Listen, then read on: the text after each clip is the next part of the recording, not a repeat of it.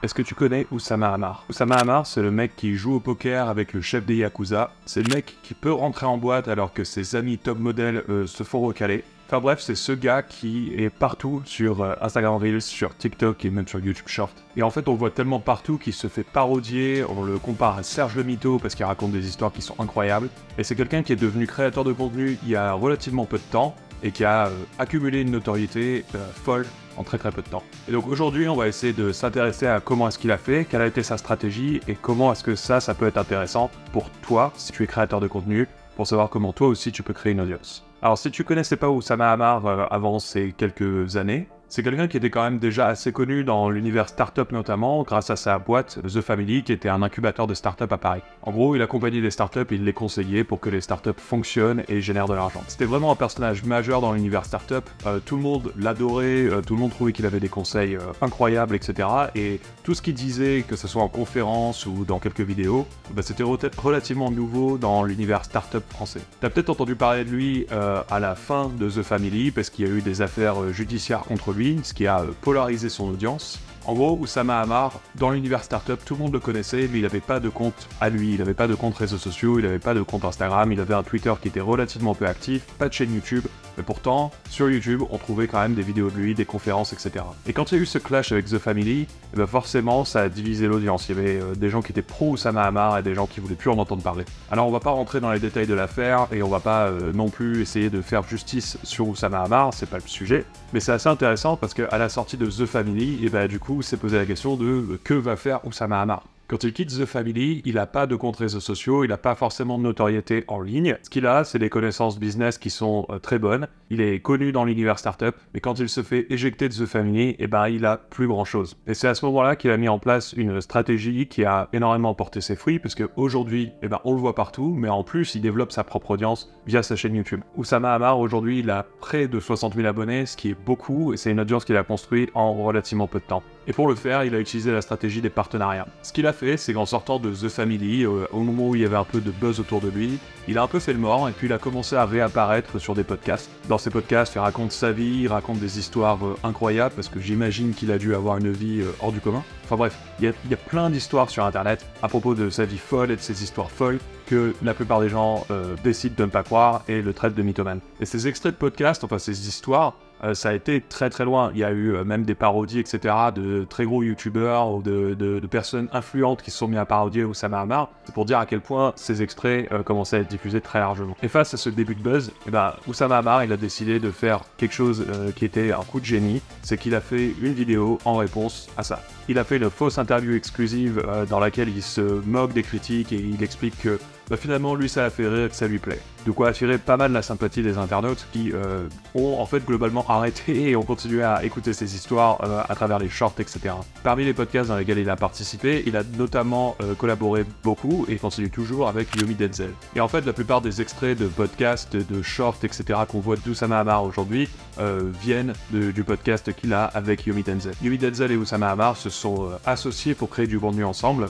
et visiblement ça profite énormément de personnes. C'est une collaboration qui est assez étonnante au départ parce que c'est deux personnes qui viennent pas du même monde, c'est des gens qui sont pas de la même génération. Alors ils ont une passion commune qui est le business, mais a priori rien ne les relie. Pourtant ils sont ensemble régulièrement, ils font leurs épisodes, ils créent du contenu et ça profite énormément aux deux. Oussama Ammar bénéficie évidemment de la notoriété folle de Yomi Denzel. Et donc comment utiliser les partenariats quand on est créateur de contenu? Parce que évidemment il suffit pas de se mettre avec quelqu'un et se mettre à lancer un podcast pour avoir de l'audience. Pour vraiment bien comprendre la stratégie, il faut comprendre pourquoi cette association entre Yomi Denzel et Oussama Ammar a eu lieu. Donc comme on l'a dit, Oussama Ammar c'était quelqu'un qui était déjà connu dans le milieu des startups et qui, même s'il a divisé après ses histoires judiciaires avec The Family, on sait quand même tous que Oussama Ammar c'est quelqu'un qui a aidé les startups énormément, qui s'y connaît énormément en business et qui en fait a un succès fou qui n'est plus à prouver. On sait que Oussama Ammar sait de quoi il parle, on sait qu'il est bon au business, on sait qu'il l'a déjà fait, on sait qu'il sait générer de l'argent. Bref, dans l'univers collectif, on sait que Oussama Ammar, il s'y connaît en business. De l'autre côté, on a Yomi Denzel. Yumi Denzel, c'est quelqu'un qui est connu notamment dans le milieu du make money sur internet. Il s'est fait connaître grâce à ses vidéos dans l'e-commerce et notamment des vidéos où il va montrer ses richesses et ses résultats. Donc il va offrir une Rolex à des membres de sa famille. Il a lancé un concours sur Instagram qui a fait un bruit fou à l'époque dans lequel on pouvait gagner une voiture. Enfin bref, c'est quelqu'un qui a très bien réussi, qui s'est jamais caché de sa réussite et qui expose sa richesse et sa réussite en vidéo. Le problème que Yumi Denzel a eu, c'est qu'il est jeune. Et que comme il est jeune, et ben beaucoup de gens n'y croient pas forcément. C'est-à-dire que sur internet, on voit énormément de vendeurs de rêves qui vont aller louer des voitures de sport, etc. pour faire des vidéos, mais qui, au fond du fond, sont pas si riches que ça. Donc en fait, ce que fait Yumi Denzel, c'est quelque chose qu'on a déjà vu. Des voitures de luxe, des montres, un lifestyle exubérant, etc. Donc en fait, c'est quelque chose qu'on a vu, revu, et qu'aujourd'hui, on a tendance à en douter. Alors on va pas essayer de rentrer dans un débat de savoir si la richesse de Yumi est réelle ou non. Mon avis personnel, c'est que je pense que c'est le cas, parce que ça fait un moment qu'il est présent sur YouTube, ça fait un moment qu'il est dans ce domaine, et que si c'était un escroc, on le saurait maintenant. Mais bref, ce qui manquait à Yumi Denzel, c'était une sorte de validation, ou une sorte de figure d'autorité qui va prouver que il s'y connaît en business et il sait faire, et donc il faut acheter ses formations. Et donc pour Yumi Denzel, une des meilleures personnes à avoir sur son podcast, ou à avoir avec lui dans son entourage, c'est justement Oussama Ammar. Oussama Ammar, quand il sort de The Family, il a plus rien, il essaie de reconstruire quelque chose, et donc il veut créer une audience. Et donc il va aller récupérer une partie de l'audience de Yumi Denzel. Yumi Denzel qui, lui, a besoin d'une figure d'autorité pour prouver que ce qu'il raconte et de ce qu'il montre, c'est vrai. Et cette association entre ces deux créateurs, elle marche super bien. C'est pour ça qu'on voit des extraits de ces podcasts un peu partout. C'est comme ça que Oussama Ammar, il a pu créer une audience de près de 60 000 personnes sur YouTube en très peu de temps. Et le pire, c'est que cette audience sur YouTube qu'il a créée, elle est excessivement qualifiée. On l'a vu il y a peu de temps, il a fait un lancement de produit dans lequel il a fait un webinaire, etc.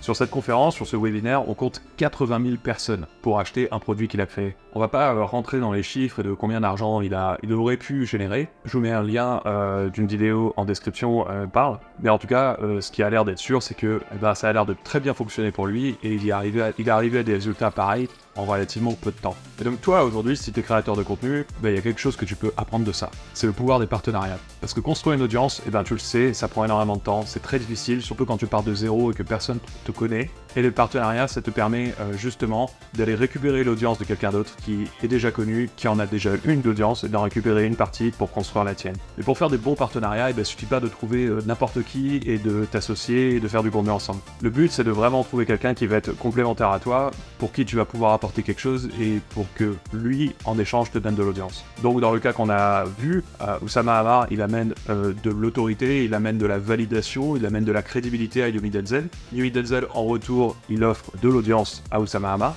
Mais si toi, aujourd'hui, tu es créateur de contenu, je sais pas, si aujourd'hui tu parles de photographie par exemple, ça pourrait être intéressant de t'associer à quelqu'un qui parle de vidéo, par exemple. Ou alors, éventuellement, un wedding planner, parce que quelqu'un qui organise des mariages, c'est quelqu'un qui traite avec des gens qui vont avoir besoin de photographes. Ça peut être aussi, par exemple, si tu es un expert très très précis dans un sujet, donc admettons que tu parles d'utiliser YouTube pour promouvoir ta marque e-commerce, tu vas potentiellement pouvoir t'associer avec quelqu'un qui parle déjà d'e-commerce ou alors de YouTube pour apporter ton expertise très précise sur ce sujet-là chez quelqu'un qui a une thématique beaucoup plus générale. Donc le but d'un partenariat, c'est d'essayer de trouver ce que toi tu peux apporter à cette personne en échange de leur audience. Enfin bref, si aujourd'hui des partenariats t'en fais pas, je te conseille de peut-être s'y mettre, de peut-être aller regarder, d'aller commencer à construire des relations avec quelqu'un, parce que les partenariats, ça te permet d'accélérer énormément ta croissance, beaucoup plus que les publicités, beaucoup plus que tout le reste. C'est aujourd'hui sûrement le meilleur moyen de se construire une audience très vite, et surtout de s'assurer que